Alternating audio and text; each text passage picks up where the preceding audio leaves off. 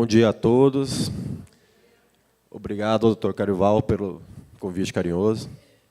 Então, eu vou falar sobre esse tema que eu acho muito interessante, que é a endometriose intestinal. A endometriose é uma doença complexa, como já foi dita, e quando ela atinge o intestino, ela se torna ainda mais complexa, porque a cirurgia de intestino tem os riscos, tem as complicações, então as pacientes já chegam no consultório com medo, querendo explicações sobre como será a cirurgia, o pós-operatório. Então, vamos falar um pouco sobre isso.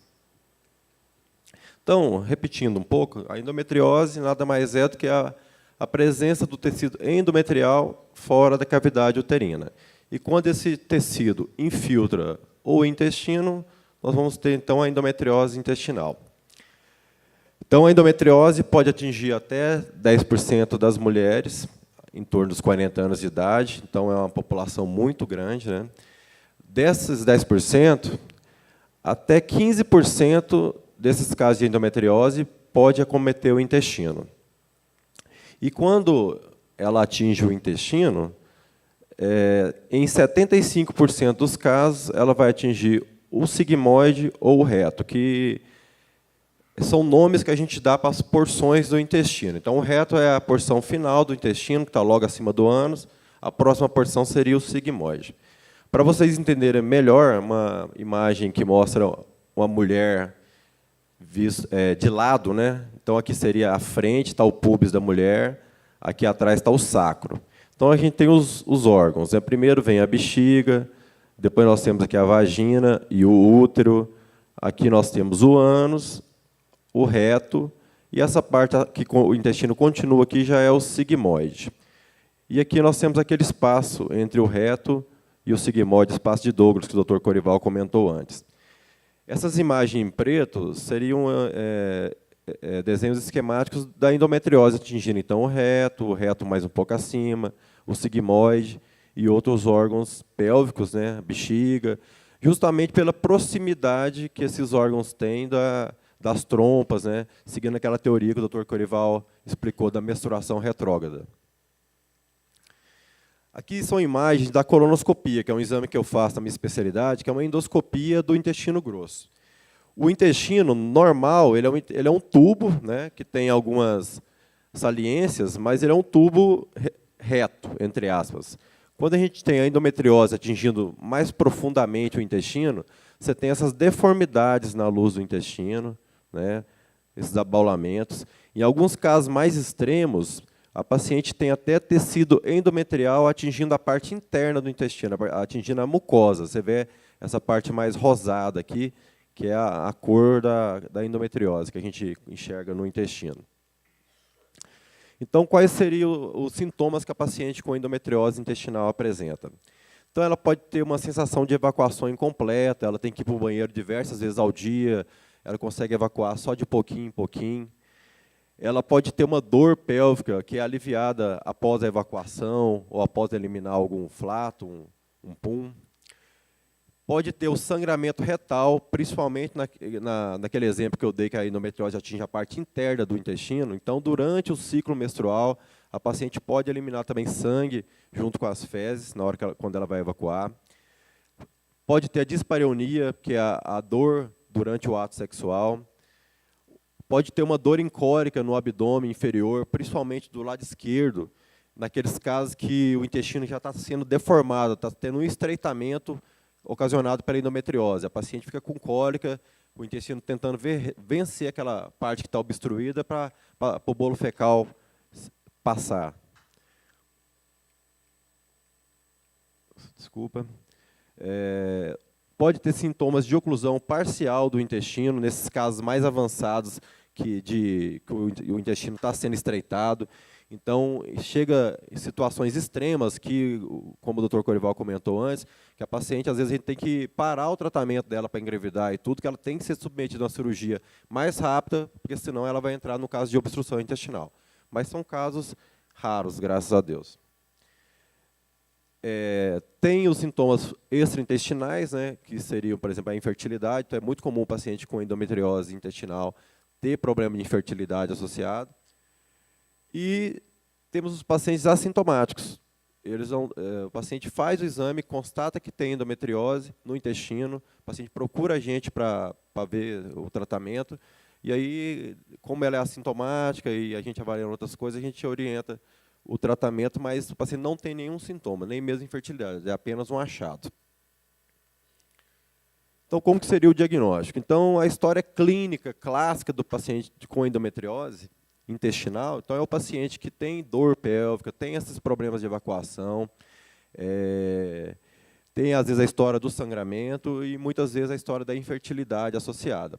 É um paciente que já vem sofrendo por isso há longo tempo, já procurou várias especialidades, já fez muitos exames e às vezes sem diagnóstico ainda.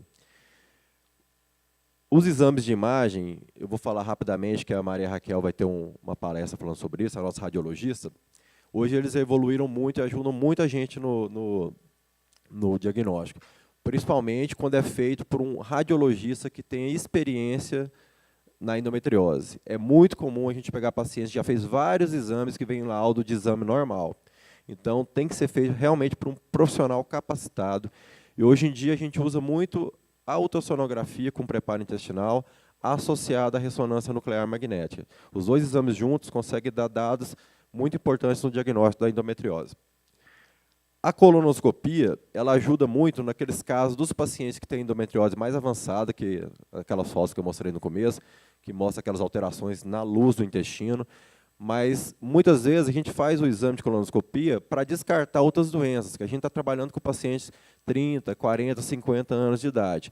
Então a gente tem que descartar pólipos, doenças inflamatórias intestinal, doença diverticular, que são comum a gente encontrar no dia a dia e que não dão sintoma no paciente. Então, já que a gente vai estar tratando uma doença no intestino, a gente tem que saber realmente como anda todo o intestino do paciente. A laparoscopia diagnóstica, que é passar uma ótica, uma lente pelo umbigo do paciente para olhar o que tem na pelve, hoje em dia quase não é usada mais apenas como diagnóstico, porque nós temos exames de imagem bons que dão melhores informações para a gente. Não precisa fazer um tratamento tão agressivo assim. Mas a gente ainda pega paciente que já fez vários exames que dão negativo, ela é submetida à laparoscopia para diagnóstico, ou às vezes o médico até sabe que já tem endometriose, ele faz uma laparoscopia para fazer um tratamento, aí só vem o laudo da laparoscopia, assim, ó, pelve congelada, que é um termo que a gente usa quando a endometriose atinge tão intensamente várias estruturas dentro da pelve da paciente, que fica tudo grudado, literalmente falando. O útero, com as trompas, com o intestino, bexiga, fica difícil até a gente identificar quem é quem. Aí o médico só olha, tira uma foto, sai e manda para equipes que estão mais acostumadas. Aí, nesses casos, é o que o Dr. Corival falou, são cirurgias que às vezes duram 7 horas de duração, porque a gente tem que mexer em várias estruturas, tudo com muita delicadeza, para evitar lesão, evitar complicação, mas a gente consegue tratar esses casos também. O tratamento. Então, o tratamento da endometriose, inicialmente, ele é sempre clínico, né, conduzido pelo médico ginecologista, com os bloqueios hormonais. Quando o tratamento clínico tem falha, né, a paciente não apresenta melhora, aí a gente vai partir para o tratamento cirúrgico. Quais seriam as indicações do tratamento cirúrgico? Então, nas pacientes sintomáticas que têm aqueles sintomas de obstrução intestinal, que o intestino está estreitando, está tendo muita dor, esse não tem dúvida, a gente tem que operar mesmo o intestino da paciente para ela ter alívio dos sintomas e para não evoluir para aqueles casos de obstrução intestinal. Já nos pacientes assintomáticos, aí a gente tem que pesar a fase da vida que a paciente está vivendo, se ela quer ter filho, se já tem prole definida, se ainda tem chance de ter algum tratamento com o ginecologista da parte clínica. Então, a gente pode conduzir essa paciente, já que ela não está tendo sintoma intestinal mais importante, e definir um melhor período para ser submetida à cirurgia. Mas, se chegar a um ponto que ela vai ser submetida a uma cirurgia para resolver a endometriose que está nos órgãos ginecológicos, tem útero, trompa, ovário, não tem como eu deixar a endometriose no intestino dela também, senão a doença vai voltar mesmo. Então, mesmo ela não tendo nenhum sintoma intestinal, se tiver endometriose no intestino, ela é assintomática, mas ela vai operar a endometriose nos outros órgãos, ela tem que ser operada do intestino também, senão a cirurgia não vai ter sucesso. A doença vai voltar. Cirurgia.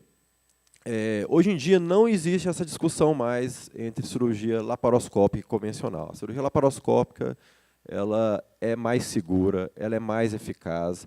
A gente vê as estruturas ampliadas. Então, a gente tratando a pelve, a gente tem vasos, tem nervos, tem ureter, tem várias estruturas que são pequenas, delicadas. Então, a gente consegue, que na laparoscopia, com essa visão ampliada, trabalhar muito melhor, com mais segurança, essas estruturas. Nós temos equipamentos, pinças, grampeadores, que são mais seguros do que a cirurgia antiga, feito tudo na mão. A gente tem pinça coaguladora que impede sangramento. Então, a gente consegue fazer uma cirurgia de muito mais qualidade com a laparoscopia. Os grampeadores que nós temos no mercado hoje em dia são instrumentos que a gente usa para fazer a costura do intestino, quando tem necessidade de a gente fazer as ressecções. Eles tornam a cirurgia mais segura e mais rápido, porque a gente dispara um grampeador, ele equivale a uns 50 pontos que eu estaria fazendo manualmente. Então, você imagina uma cirurgia dessa, eu gasto 7 horas com um grampeador, se eu fosse fazer na mão, ia virar 10 horas de cirurgia. E na mão eu não consigo fazer com a mesma segurança que esses equipamentos dão para a gente. Falando dos tipos de cirurgia, são basicamente 3 tipos que a gente tem para cirurgia de endometriose no intestino. Quando a endometriose é pequena, é superficial, ela não atingiu profundamente o intestino, eu tenho uma técnica que a gente fala que chama shaving. Eu faço uma raspagem, eu tiro a camada superficial do intestino e eu consigo tirar essa lesão, esse nódulo. Tem um nódulo aqui, tem um nódulo aqui, são nódulos pequenos. Às vezes eles são até maiores do que esse, mas são superficiais. No exame de imagem do radiologista, ele me fala se ele está atingindo a serosa, que é essa parte externa do intestino, se está atingindo a camada muscular, que é a próxima camada do intestino, ou até a mucosa, que é aquela fotografia que eu mostrei, que tinha aquela imagem avermelhada dentro do intestino. Naqueles casos, a gente sabe que está cometendo todo o intestino, não tem como fazer esse shave, aí vai ser ressecção. A ressecção discoide é quando eu tenho um nódulo que é profundo, ele atinge a muscular do intestino, ou às vezes até a mucosa, né? Então ele está atingindo profundamente o intestino, mas não é uma lesão grande, né? Então eu consigo passar um grampeador e tirar só a parede anterior do intestino. Então eu não vou ter que tirar pedaço do intestino, eu tiro só a parede anterior, e isso torna a cirurgia mais rápida, mais segura, com menor chance de complicação e um pós-operatório muito mais tranquilo para a paciente. Agora, nos casos mais avançados, que tem uma endometriose grande, que eu não consigo tirar só com essa ressecção anterior, o discoide, eu tenho que fazer uma ressecção segmentar, tirar um pedaço do intestino mesmo. Então, quando a gente tira o pedaço do intestino, a gente resseca essa parte que está comprometida, com um nódulo, até 2 nódulos, igual o Dr. Gorval mostrou algumas fotografias para vocês. E depois a gente faz a emenda, a gente chama de anastomose, que é a costura do intestino, reconstruindo o trânsito intestinal, que também é feito com grampeadores. Essa cirurgia é a maior cirurgia que a gente faz. Sempre que a gente entra para operar um paciente, mesmo que tenha diagnóstico nos exames de imagem que tem uma endometriose superficial, eu vou preparado para a cirurgia maior, porque no intraoperatório que realmente a gente tem noção de como é que está aquela doença no intestino do paciente. Os exames de imagem dão uma imagem muito segura, normalmente eles acertam, mas algumas vezes a gente aborda o abdômen do paciente, a coisa está pior do que o radiologista descreveu, ou algumas vezes está melhor, tem surpresa boa também. Então a gente vai sempre preparado para fazer a cirurgia maior. O que vier para trás é lucro, se a gente conseguir fazer a cirurgia menor. Agora, uma dúvida que sempre acontece, que os pacientes perguntam para mim, é sobre a colostomia, o medo que a paciente tem de usar aquela bolsinha no abdômen. Isso é uma situação de exceção, praticamente não existe, porque a gente usa essa cirurgia de colostomia quando a gente está fazendo urgência. Em cirurgia eletiva, igual é o caso da endometriose, raramente vai ser preciso. Então, paciente com câncer, com diverticulite, com trauma abdominal, seja fechado por um acidente de trânsito, ou tiro, facada, É em emergência que a gente usa a colostomia. Em cirurgia eletiva, nós nunca precisamos usar nos pacientes com endometriose. E em algumas situações, nas complicações da cirurgia, uma que tem que chama fístula, a gente tenta tratar clinicamente, em alguns casos também pode ter que fazer uma colostomia depois, mas é raro também. E quando ela acontece, ela é de maneira temporária. O paciente vai usar a colostomia alguns meses, depois vai reconstruir e vai voltar ao normal. Outro detalhe é que quando a gente faz a ressecção de um pedaço do intestino, eu tenho que tirar esse pedaço do intestino do abdômen da paciente. E o intestino é relativamente grande. Então, eu tenho que fazer um cortezinho, uma mini cesárea, uma incisão, metade de uma cesariana, no baixo ventre, aqui acima do púbis da paciente, para retirar essa peça cirúrgica. Ou, em algumas situações que a paciente também tem endometriose naquele fundo de saco, pegando a vagina, a gente tem que ressecar esse foco de endometriose também. Muitas vezes a gente abre a vagina. Quando acontece isso, eu tiro a peça pela própria vagina, a paciente sai sem nenhum corte grande no abdômen, apenas aquelas incisões que a gente usa para passar as pinças. O que eu tinha para falar era, de maneira mais simplificada, era só isso. Quero agradecer.